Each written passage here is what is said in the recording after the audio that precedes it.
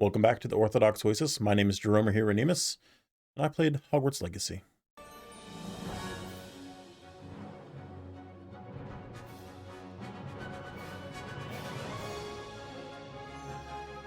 Hogwarts Legacy is an open-world action-adventure game with light RPG elements. Set in the magical and mysterious world of Hogwarts and its surrounding country in the 1800s, you make your very own new student who gets accepted into Hogwarts as a fifth-year student. You soon come into powers above and beyond the average student as you discover dark secrets hidden throughout the land, explore forests full of dark creatures and poachers, take up opposition to a goblin rebellion,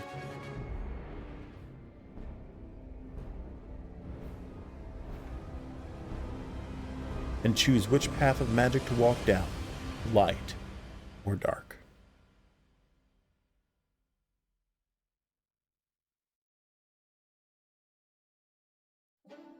I thoroughly enjoyed this game. It was a truly wonderful experience. I've always enjoyed the books.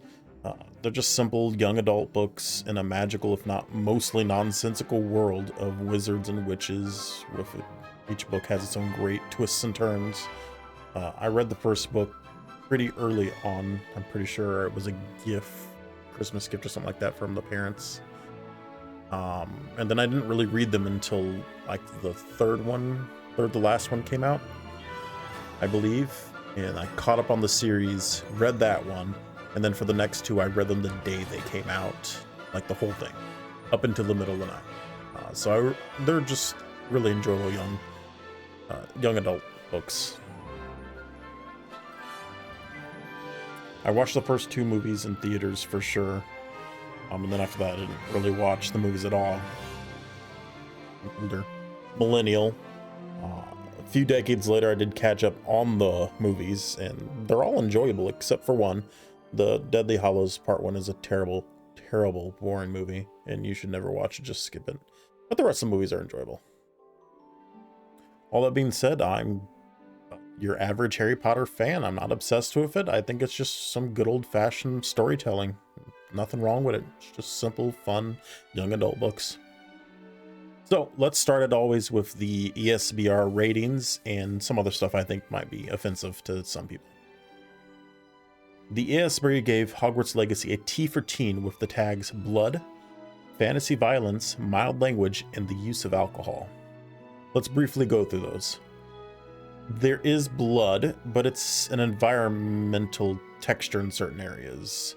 You're not going to see blood in combat or any cutscene as far as I remember. It's very mild and it's not gory. Think pools of blood from a bleeding animal, something like that. Just a pool of blood. There's nothing besides that. The fantasy violence is combat where enemies are firing magic spells at you or beasts are attacking you. It's very tame combat. There's no blood or gore in that. Enemies defeated will typically just turn to dust.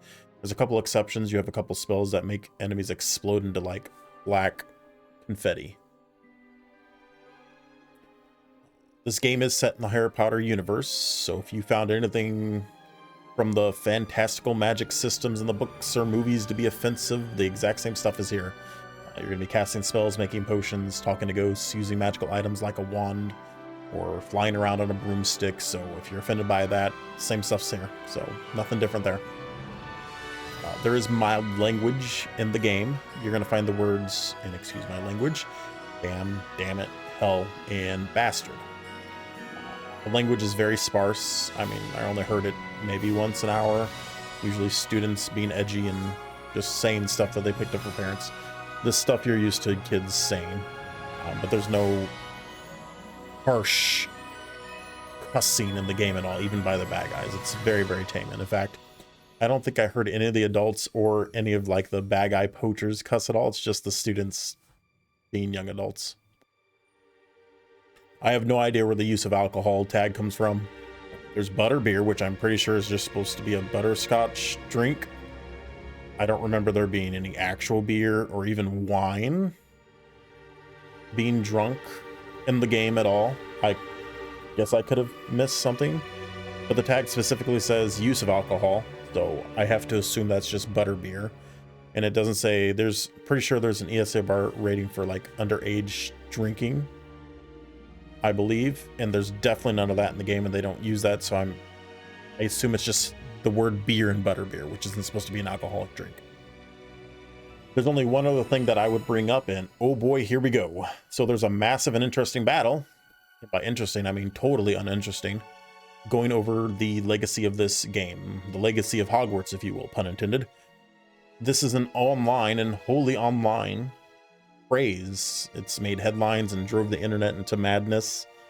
I prefer to touch grass in my daily life, so I'm not going to enter the discussion about the relationship between J.K. Rowling, Harry Potter, and Hogwarts Legacy at large, but I'm going to bring up some stuff that's in the game, just because some people may be offended by it, and other people may go, oh, it actually has that. So let's get into that. This is a progressive game through and through. It's a progressive game. I don't know why people thought it wouldn't be. The game is set in the 1800s Scotland. It's got a wide range of nationalities present throughout the game. They didn't care about it being in 1800s Scotland. I don't care because they don't care. It's as simple as that.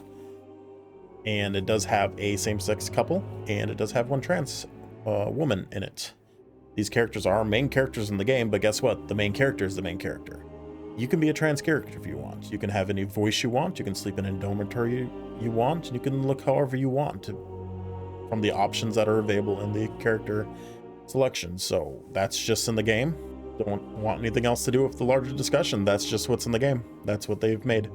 So that just kind of wraps up all the things I think might be offensive in the game to one aisle or the other. So, all right, let's move past that to the proper review. Wow, this is quite an experience. I really enjoyed this game. It's what we have been wanting from a Harry Potter game. Let's face it, the other Harry Potter games are just the movies, which is fine. Movies get games these nowadays.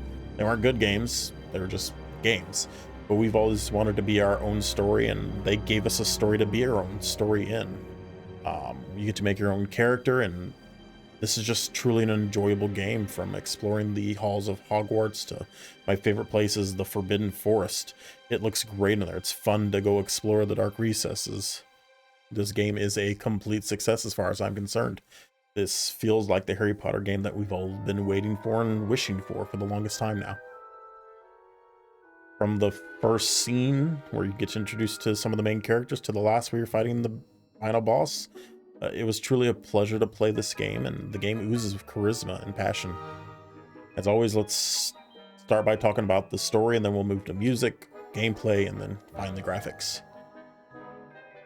I think we got a very interesting story. I enjoyed it. Some people I saw didn't think it was that great. I thought it fits perfectly with a Harry Potter story. I don't know if Harry Potter stories are the most interesting stories ever told, but I think they're fun stories, and this was a fun little story that they told. You get accepted into Hogwarts as a fifth-year student, which allows you to kind of make your own backstory. Who are you? You get to decide. But your actions during Hogwarts are given to you. You get to make slight decisions. Definitely in the dialogue, there's kind of a light, dark motif going on. But otherwise, you go and you help people with their problems, and you get to make the decisions to embrace the dark side or just use regular spells. You're a student accepted into Hogwarts in the 5th year, so you've got a lot of catching up to do.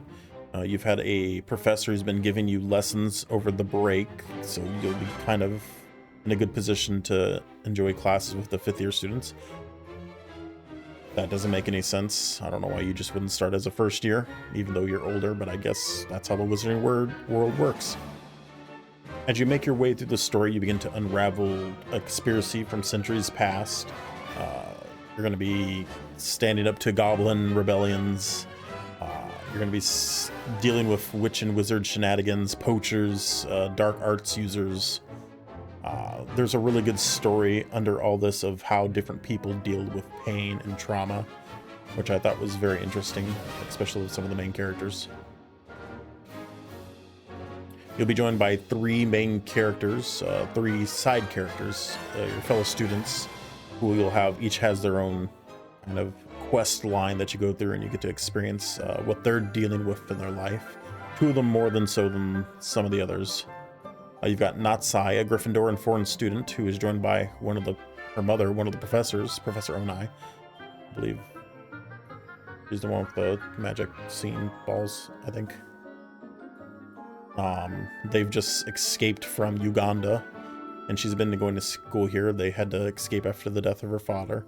She has a very interesting side story. You've got Sebastian, your Slytherin friend who walks a dark path to try to save his sister, Anne, from a deadly curse which racks her every moment with pain.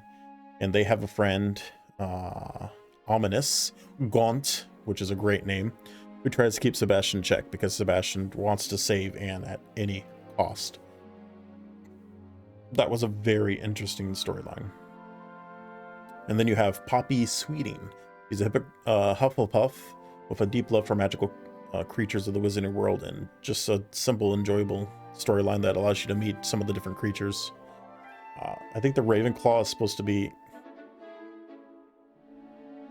a girl who challenges you to racing on a broomstick, so she doesn't actually have an interesting story. You just find her in the world and like race with her. So that was weird that they didn't have someone from Ravenclaw to have a actual interesting story. And maybe I missed it. Maybe. The overarching story has you blessed with an ability to see ancient magic, which causes you to have to seek out the secrets of the past. You go find out what happened to several professors at Hogwarts like 400 years ago. And that's a very, very interesting story of pain and trauma and how different sides deal with it and just different philosophies like that. It was a very interesting story. All the side characters and secondary characters otherwise are very interesting. You're going to see all the motifs that you want to see in the wizarding world. There's a fun little colorful ghost who likes pranking people.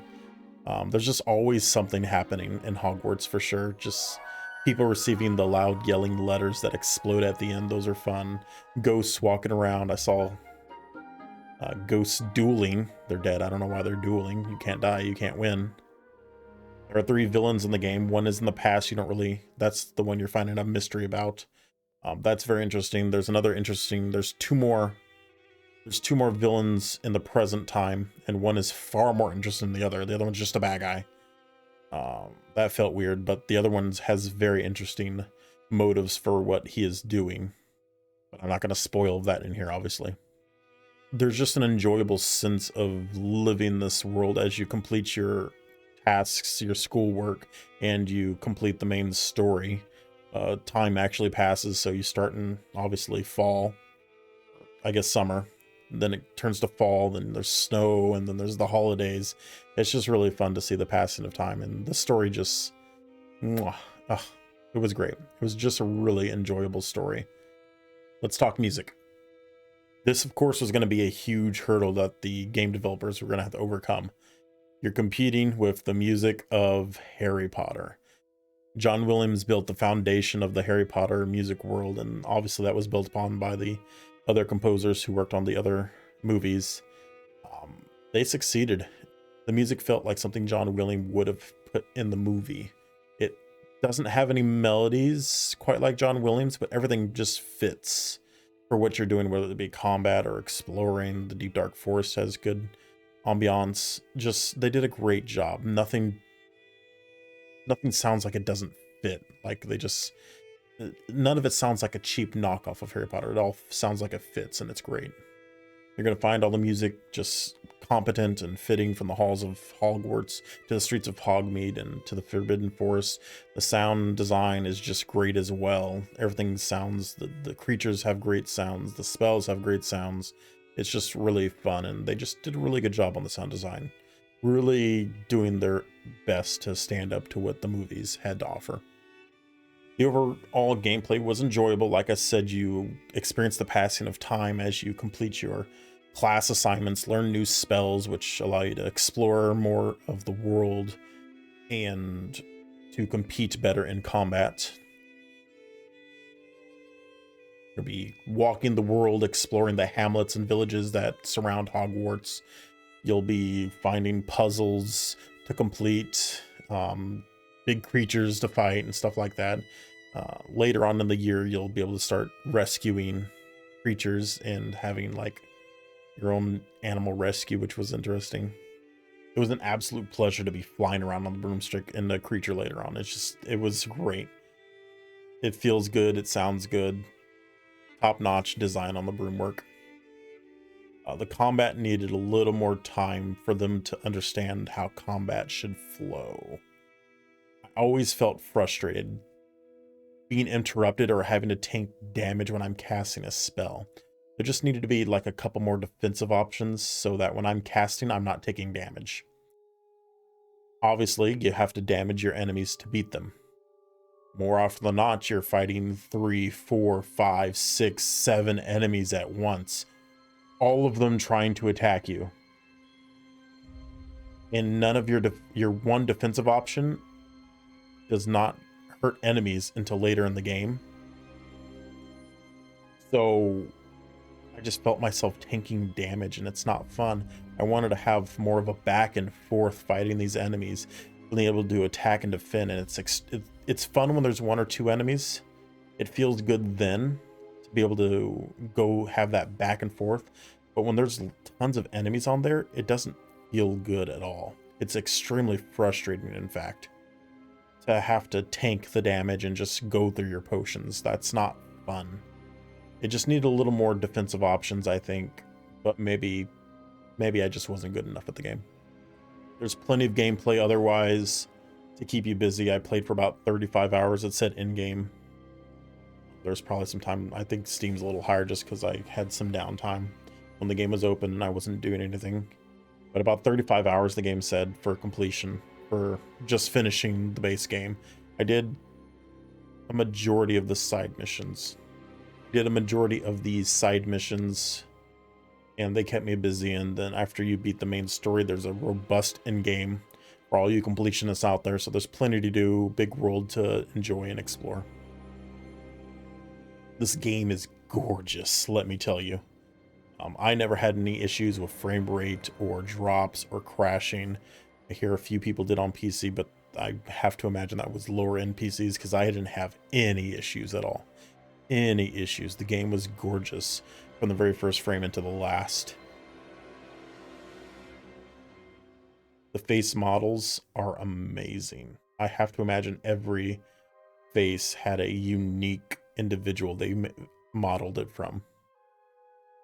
There is an issue when characters are done talking, their face goes into their T-pose for just the last 2 or 3 frames, and you notice it every time. They just needed to cut away a little more and just let the animation stay a little longer. But it wasn't disorienting. It's just kind of a funny little thing there. I did notice a couple times light pouring through the edges of things, so you had the background lighting, but it was never distracting. It didn't happen that often.